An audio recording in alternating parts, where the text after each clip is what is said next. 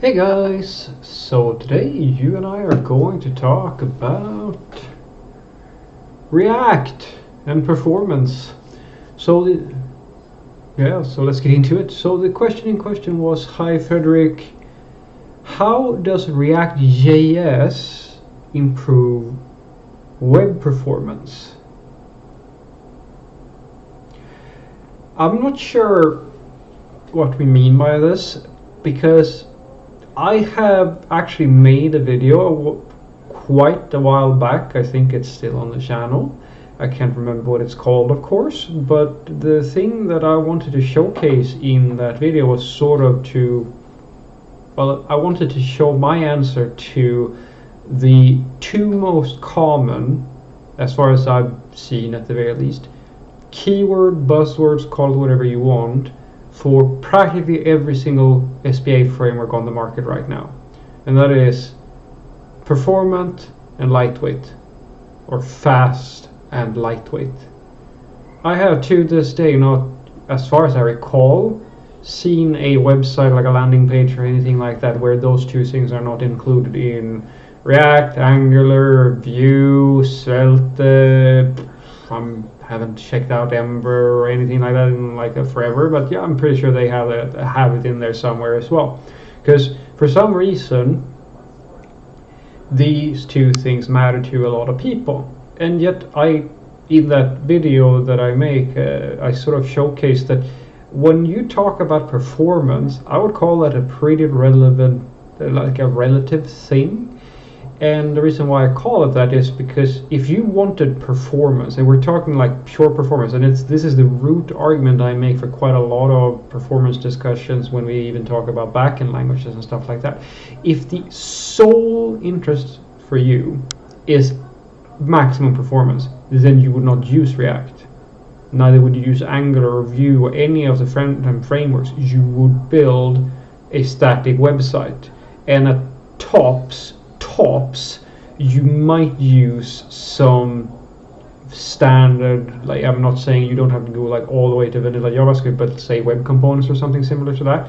You go pure standard basics on everything, because that would be the most performant that you can make any application, at least in front-end land. You will not be able to make it more performant than that unless, as I said, you are in some way forced to implement something that is beyond your skill level, which requires you to, that's the sort of the thing that I argue these frameworks are there for.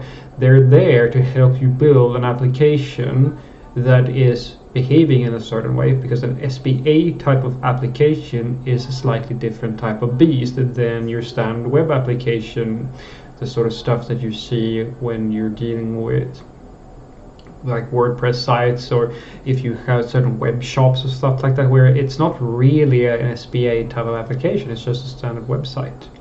And those sorts of pages and those sort of applications, that's one type of user experience. And the SPA, which is for some reason becoming the only choice for a lot of people these days, that is, well, if it's not a conscious choice, it should be, because the choice that you are making comes with certain trade-offs. Now, if you're a professional and you've done this for years and years and years and built more and less like both of these sorts of applications, you sort of know what trade-offs you're getting depending on the choice that you make.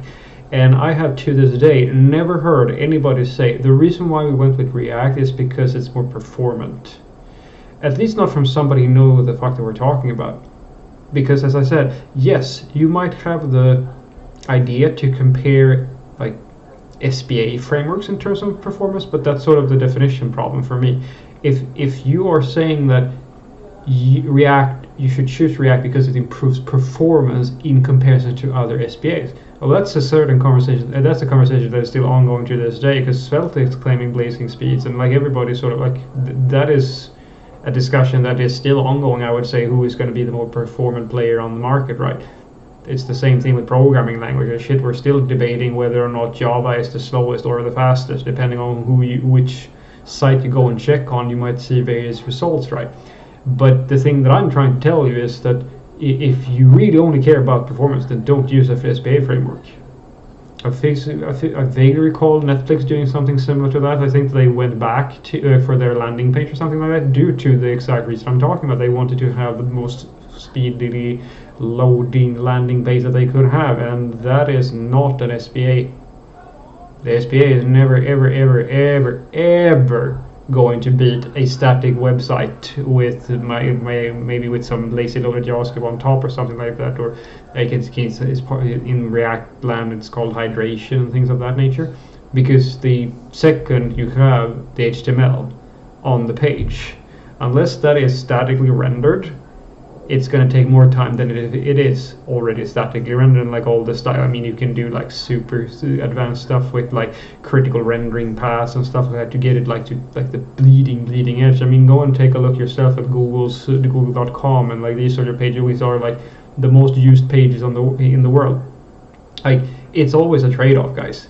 And so when you reach for React or Angular or Vue and so forth, my argument is that you're not doing that due to the performance.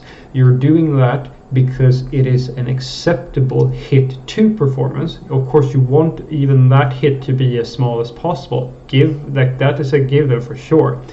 But the reason why you pick these things is because they will allow you to offload some of the hard work that would come when it comes to building your SPA from scratch, for example. Now, I do actually have a video series where I sort of showcase like how it's just one way of doing it. Like another way would have been to use web components, but in that specific video, people requested it of me. Can you show us how to build an application from scratch? No frameworks, no nothing fancy, like all vanilla JavaScript. And so I show you how to do that. I even go as far as to say, like I think I even say, so don't do this for like real serious software development work or something of that nature, because it's simply, yeah, sure, I mean, you can build it and it's gonna scale if you know what you're doing, but it's a lot of extra work, it's a lot of extra complexity that you need to deal with. And as I said, the only real benefit to you is that potentially, because that's the key thing, potentially it's going to be faster to load, like less JavaScript, all those are absolutely benefits, but again, that's the trade-off. In my application, I showcase very clearly that I'm struggling with some fairly complicated issues that, for example, React makes a breeze. A very simple. It's a lot easier if you just use React, because I have to do a lot of extra work in order to solve those sort of issues. But sure, I'm shipping less JavaScript.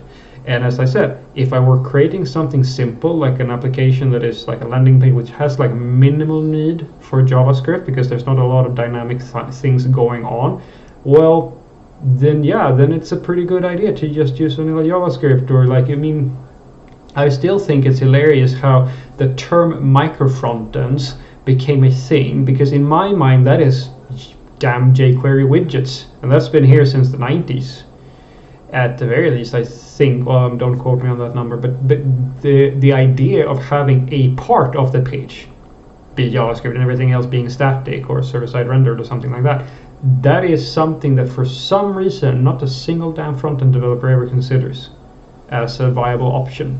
And maybe that's just because I'm old or something, but to me that is still something that is a very viable option you should consider before you reach for a framework or like an SPA library or something like that, because it really comes down to what type of app are you building. Because as I said, if it's nothing complicated, then you're probably better off not using a framework. But if it's something fairly complicated where you might have a bunch of people who are going to work on it, and you have a lot of dynamic content and all the sort of characteristics that a SPA will provide your application, well, then it's probably good to not reinvent the wheel and sort of use one of these frameworks. So what I want you to take away from this is that I don't agree at all that people use React because it makes the web application more performant. The reason why they take React is because it allows you to simplify the process of creating an SPA. It is a framework that is designed to make it more consistent for you as a software developer, and of course offload some of the complexities with the web and like working with the DOM and all that stuff, so that you can focus on creating an application and doing so quicker. And that's what all the SPAs are there for. The SPAs are adding code to your bulk, because the frameworks themselves, like, I'm not sure if you've ever checked, do it for yourself. go and have a look and like measure the total file size of your files versus your node modules folder. You can, if you want to be extra nitpicky, exclude the stuff that is just in the dependency or the among the dev dependencies, and then just look at what you actually, how much JavaScript you have. I'm willing to bet serious money that that is going to show you that the dependencies are kind of hefty, and in many cases they might actually overweigh the amount of code you actually ship. So why would you do that if you don't have to? And that's why I tell you, the truly informed people will understand when performance is the most important thing. And as I said, if you're going to do the Netflix thing or the Google thing or something, if you're really looking for a super quick, most static website or some sort of like very minor JavaScript thing, then using some basic HTML and CSS and a little bit of vanilla JavaScript or a web component or something that is native to the browser is always going to be the fastest option. As far as I know, at the very least. I would be surprised if that's not the case in practically every situation. However, if you're doing something a little bit more complicated where you might not feel so confident that you're going to be able to scale that thing, or maybe it's going to be tricky to build, your own SPA, or maybe there are some things that are a little bit tricky for you to figure out that might make it hard for you to optimize the performance and stuff like that, then looking for a third-party solution or an SPA or something like that is definitely a better option. But that really comes down to what you're going to build, right? So I really don't think it's a good idea for you to have this mindset that everything is always a question of which SPA framework am I using. Because yes, there's a lot of need for SPAs, but if you're making an informed decision, surely you should understand the range of options available to you and pick the one that is most suitable depending on the needs of the application. Have a great day.